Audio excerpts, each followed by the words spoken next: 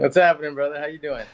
I'm doing great, man. I'm on fire right now. We're talking about boxing legacy, money over legacy, and things like that. But yo, Lucas Body from Canada doing the same feat on the sport of boxing, 10-0, 10 KOs. What's good, man? What's new on the horizon for you? That's it, man. Just looking to get back in the ring, getting excited. I hoping to fight for hopefully August, September, and start making my name world renowned. In the you're in the lightweight division as well, right? Yeah, In one of the richest division in the sport of boxing, one of the prestige division in the sport of boxing. It's a stacked division with young fighters, phenoms and stuff like that. It's so stacked. What do you feel about your division? What you gonna bring to the table? Let us know. I can't wait to get in that mix. I mean, I'm there with all those guys. I'm gonna be knocking all those guys out soon enough. It's just a matter of time before I take that step and start fighting the world class fighters. Yeah, man.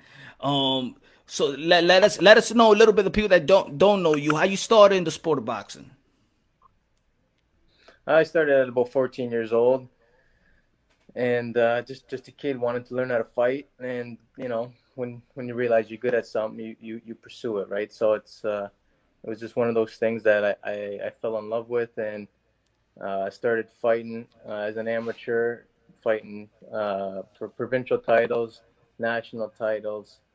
So I was on the national team for many years as an amateur, represent Canada, and then I turned pro in 2019. Started the career off by myself, um, managing, promoting myself, and I So you had my first basically nine. self-taught.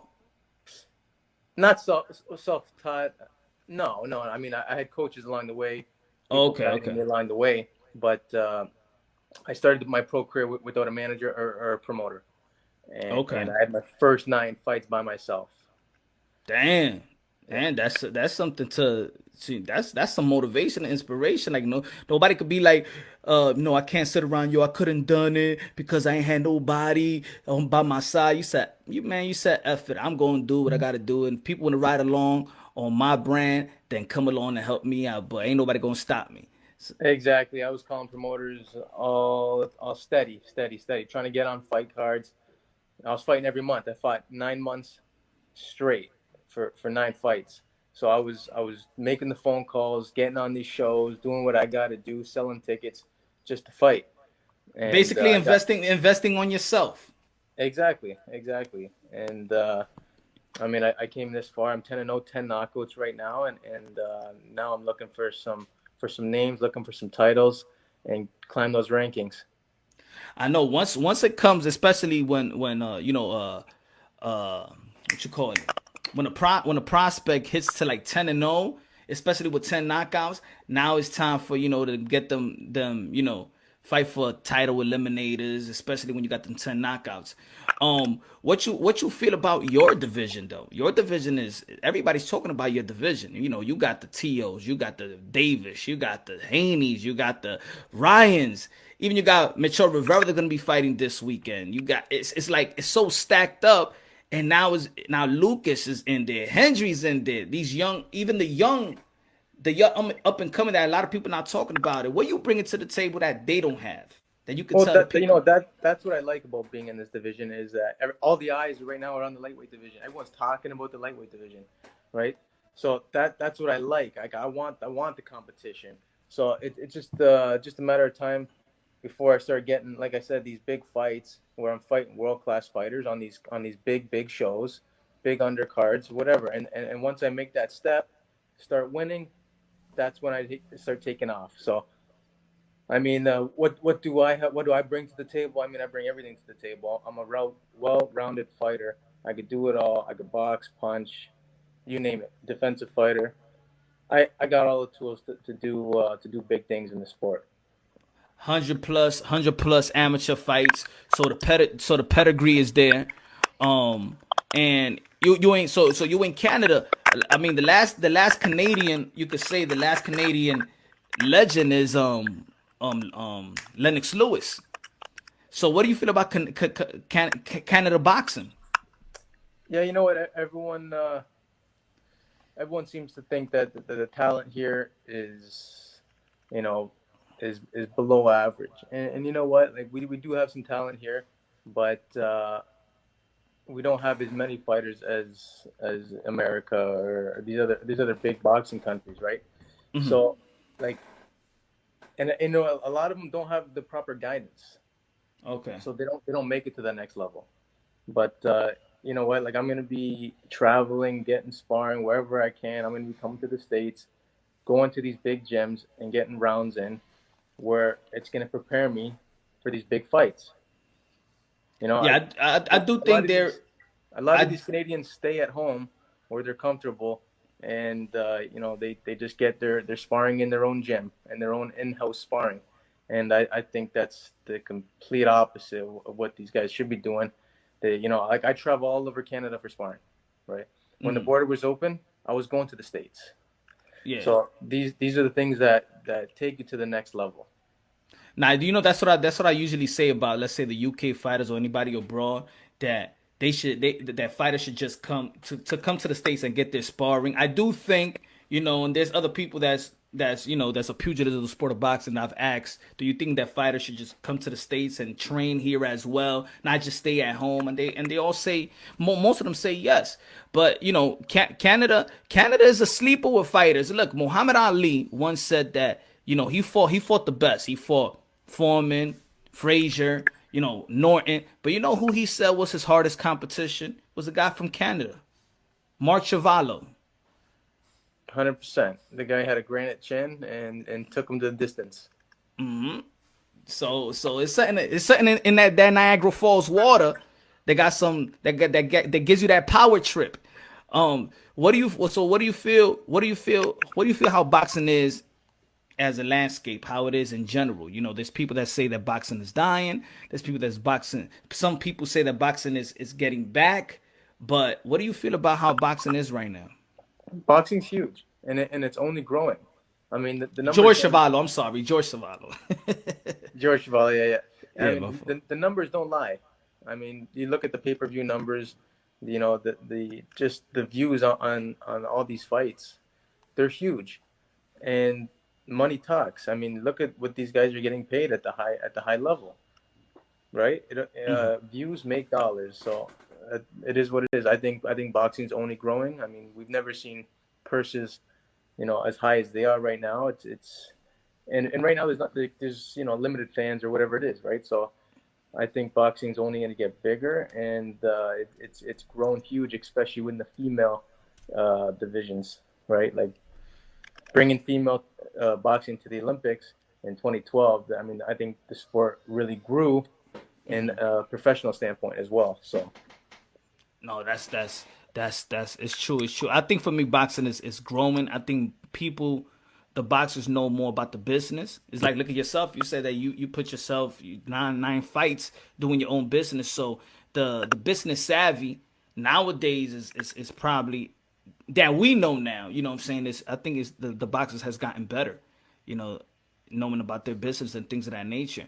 What do you feel about? Because I was talking about this earlier. What do you feel about that? It seems like now is money over legacy, rather legacy over money. What are you fighting for?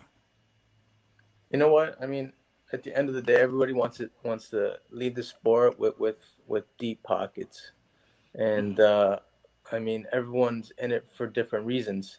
I'm obviously in it to make a legacy for my name, right? I'm, but at the same time, you're in there to make a living. So, there's obviously uh, a balance. You have to have a balance between the two, right? Like you can't just do it for one and then not do it for the other because say you're fighting for your legacy, Yeah, but you're not worried about your paychecks. So you can't do that, man. Like this is what you do for a living, yeah. This is right? prize So fighting. so you have to find the balance between the two, right? Yeah. Like you want to do it just for the money, but you're taking these fucking Mayweather versus Paul fights. It's like, man, like it just looks bad, right? Like it kind of people say it hurts his legacy, but at the same day, like at the same time, it's hard to say no to that kind of money. Yeah. right? No, it's true. So like you have to have that balance, right? Nah, sure. I absolutely agree with you. I absolutely agree with you. I personally think that, when you attain that legacy, money chases you. Yeah, Instead of you chasing the money, it's a point when you have the legacy. As I was saying earlier, I said the reason why he could do those exhibition is not because of the purses that he used to have, it's because of his legacy. The reason why Mike Tyson and Roy Jones could come back and do 1.6 million on Triller is because of their legacy, not because how much money they made. So yeah, I say, in the end of the day, I think fighters, in my opinion, I think it sends a bad message to tell fighters to go for the money and not for legacy, especially when there's fighters like yourself and others that have the potential to be great. Now there's other fighters that there's like three wins and 48 losses that they're there for the money, get beaten up and stuff like that. So they go for the money. but you know what? But there's other Those guys serve a purpose in the sport as well, exactly, right? yeah, they serve a purpose, but you know that at this point it's not about legacy, you Hundred know. percent, 100%. They're long past that point. Yeah. So what's your who you signed to? What promotional company? I'm not signed to a promotional company right now. I'm signed to David Itzkovich as an advisor and Phil LaGreco as a manager. Okay, okay, okay. See, and I see a lot of young fighters not signing with promoters right away. Kid Austin not signed with a promoter as well. Why not? I'm just waiting for the right deal at the right time. I mean, like you got these the big companies like Top Rank, Golden Boy, uh, Eddie Hearn's group there, and like for me, I'm waiting for the right deal with the right contract to have the right guys in my division because you know how it works, right? Like I'm looking for a promoter that has the most lightweights in the division. Okay.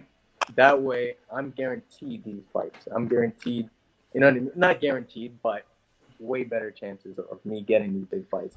For instance, you got Top Rank. It's got Teofimo Lopez. You got Nakatani. Lom Nakatani. You got all these amazing lightweights. Yeah. I would love to be in that mix. So a good fit for me would be Top Rank Yeah. or something along those lines. Do you know what I mean? So I'm just waiting for the right deal at the right time and make the right move when the time comes. If somebody asks you right now, who would you want to fight right now? Like out of those top tens, who would you want to fight? Who would you want to get a crack at? Well, I mean, You could the fight big anybody. I know. But who is that? Who do you want to? Who's realistic that you could fight off the top 10 or top 15 that you want to crack at?